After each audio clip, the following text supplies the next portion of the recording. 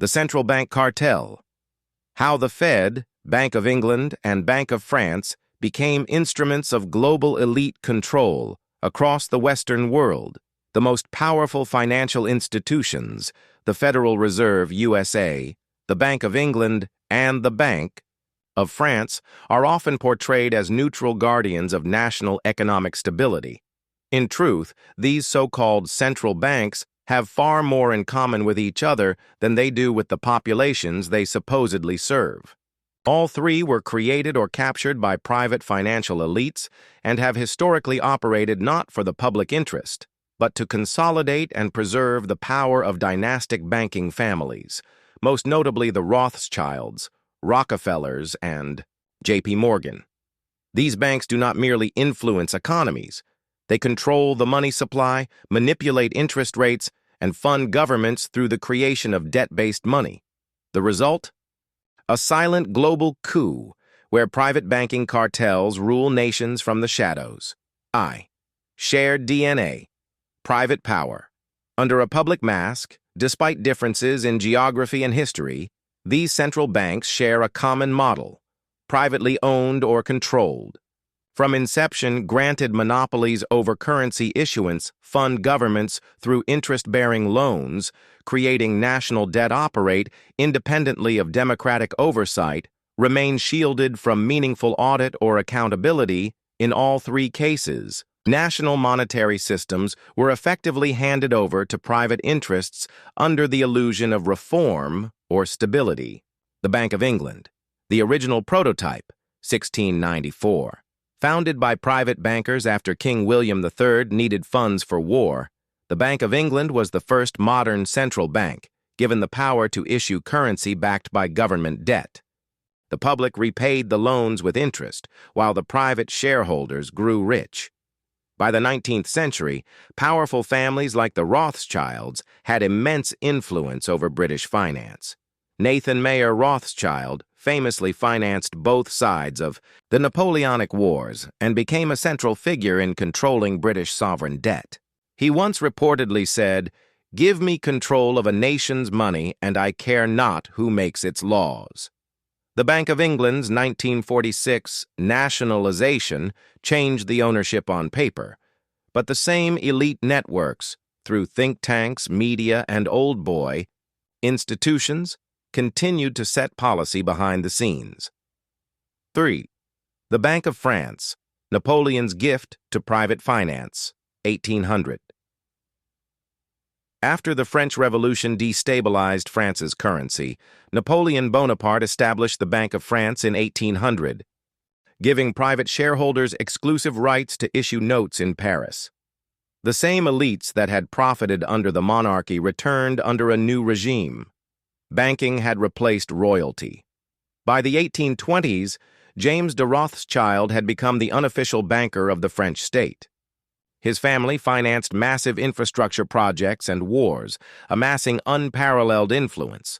The Banque de France became a debt machine, enriching its private shareholders while tightening control over French sovereignty. Like its British counterpart, the 1946 nationalization was cosmetic. The bank's real allegiance remained with the transnational financial class, not with the people of France. 4.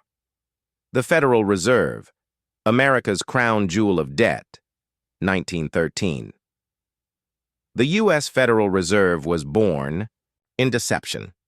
In 1910, the secretive Jekyll Island meeting brought together representatives of J.P. Morgan, the Rockefellers, and European banking houses, including Kuhn, Loeb, and Cobers, tied to the Rothschilds.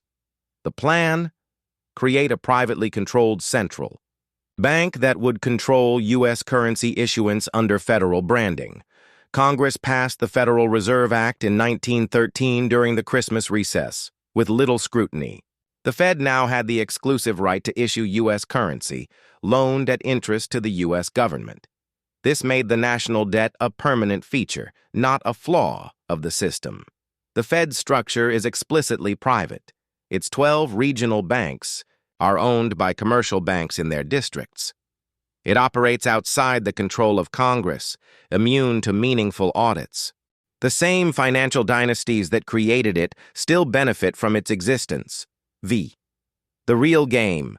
Money from nothing, power from debt. All three banks use the same playbook.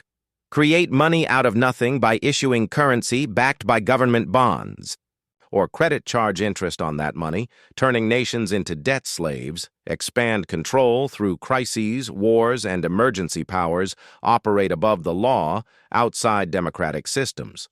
What looks like economic management is really financial extraction. These banks don't just manipulate economies, they control the political decisions that follow from economic pressure. The global convergence. One cartel, many masks today. These banks coordinate policy through global institutions like the Bank for International Settlements, BIS, in Basel, the International Monetary Fund, IMF, the European Central Bank, ECB. These supranational bodies are not accountable to any nation, yet they impose fiscal rules, demand austerity, and control the flow of capital across borders. The same elite families have representation or influence in these bodies, ensuring continuity of power. The Rothschild network, for example, continues to advise central banks, operate private equity firms, and influence international banking policy behind the scenes. The Rockefeller Foundation funds global governance structures. The legacy of J.P. Morgan lives on in J.P. Morgan Chase, one of the world's most influential institutions. Conclusion: a financial empire. Without borders, what we are witnessing is not a collection of national banks, but the organs of a transnational financial empire, one that has replaced kings with central bankers and parliaments with interest rates. The Bank of England served the British Empire. The Banque de France funded the restoration of monarchy through finance. The Federal Reserve built the U.S. into a military and financial hegemon, while keeping it in permanent debt. Behind all three, the same elite networks, the same profit model, the same globalist agenda. The central banks were never created to serve the people. They were designed to control them. And until the illusion is shattered and monetary sovereignty is restored, nations will remain colonies, not of empires, but of debt and deception. Slide 1. The illusion of public control. Central banks like the Federal Reserve, Bank of England, and Bank of France are not truly public institutions. They were founded or captured by private banking dynasties, Rothschilds, Rockefellers, and J.P. Morgan. They control money, debt, and policy, far above the reach of democracy. Slide 2. Bank of England, the first debt machine founded in 1694 by private bankers. It issued money in exchange for government debt. It made elites rich while the public paid the price. The Rothschilds soon became the invisible hand behind British finance. Slide 3. Bank of France, Napoleon's private banker created in 1800, owned by private shareholders. The Rothschilds quickly became France's unofficial central bank, funding wars and projects. Nationalized in 1946, but real power stayed with financial elites. Slide 4. Federal Reserve, America's crown jewel, formed in 1913, secretly designed at Jekyll Island by Morgan, Rockefeller, Rothschild-linked bankers, privately owned regional banks immune from real audits, prints money, lends to the U.S. government at interest, debt by design. Slide 5. One playbook, many flags all.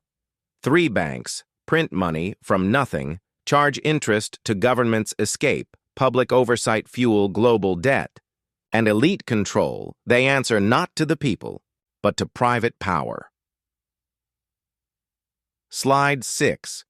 Empire of debt. This is not capitalism, not socialism, but financial feudalism.